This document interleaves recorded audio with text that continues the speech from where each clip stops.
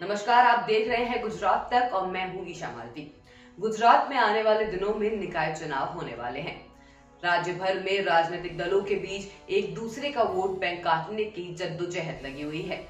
लेकिन इस बीच बीजेपी और कांग्रेस दोनों की ही तस्वीर धुंधली नजर आ रही है, क्योंकि अरविंद केजरीवाल की आम आदमी पार्टी और असदुद्दीन ओवैसी की एआईएमआईएम के मैदान में उतरने से दोनों ही राष्ट्रीय पार्टियों के वोट बैंक पर सवाल उठने खड़े हो गए हैं।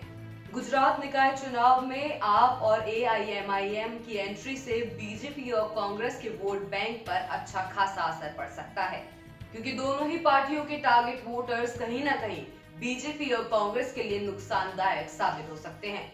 एक तरफ आम आदमी पार्टी है तो दूसरी तरफ एआईएमआईएम।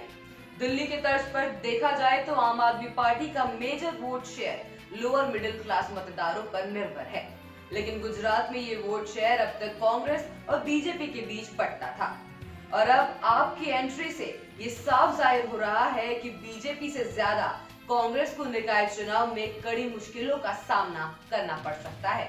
आम आदमी पार्टी और एआईएमआईएम की एंट्री से सिर्फ कांग्रेस नहीं बल्कि बीजेपी के वोट शेयर पर भी असर पड़ सकता है। सालों से बीजेपी गुजरात पर राज कर रही है, लेकिन लगता है इस बार बीजेपी को मुंह की खानी पड़ेगी। राज्य भर में हर क्षेत्र में राज करने वाली बीजेपी के लिए एआईएमआईएम और बीटीपी का गठबंधन कुछ हद तक परेशानियां खड़ी कर सकता है। बीजेपी और कांग्रेस दोनों के ही वोट बैंक पर एआईएमआईएम और बीटीपी का असर देखने को मिलेगा, क्योंकि कांग्रेस का मुस्लिम वोट बैंक एआईएमआईएम के खाते में जाने की संभावना है, तो वहीं बीजेपी का आदिवासी वोट बैंक बीटीपी का रुख कर सकता है। ऐसे में दोनों पार्टियों के लिए आने वाले चुनाव में संतोषजनक प्रदर्शन करना भी मुश्किल साबित हो सकता है। गुजरात निकाय चुनाव में किस पार्टी की जीत होगी और किस पार्टी की हार होगी वो तो भविष्य की गोद में है, मगर इस वीडियो में मैं आपको बता देना चाहती हूँ एक उदाहरण के माध्यम से कि अगर आप और एआईएमआईएम की एंट्री से सबसे ज्यादा किस पार्टी को नुकसान होगा, जिसमें उदाहरण के तौर पर 2010 में हुए अहमदाबाद म्युनिसिपल कॉर्पोरेशन चुनाव के नतीजों पर नजर डालते हैं।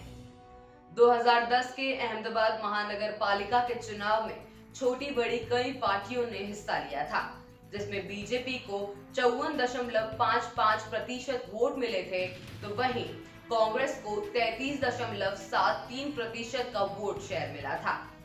अहमदाबाद महानगर पालिका में कुल 4,63,991 वोट पड़े थे, जिसमें 50% से अधिक यानी 2,21,07,055 वोट बीजेपी के हिस्से में दर्ज किए गए।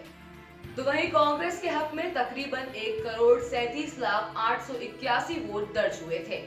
इन आंकड़ों से ये अंदाजा लगाया जा सकता है कि राज्य में कांग्रेस के मुकाबले बीजेपी का दबदबा कई गुना ज्यादा है।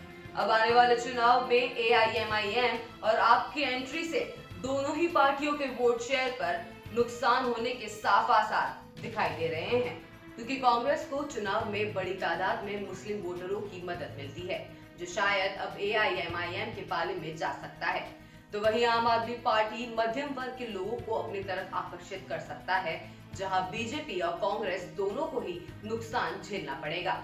अब देखना ये होगा कि आम आदमी पार्टी और एआईएमआईएम के आने से सबसे ज्यादा नुकसान किस पार्टी को झेलना पड़ेगा।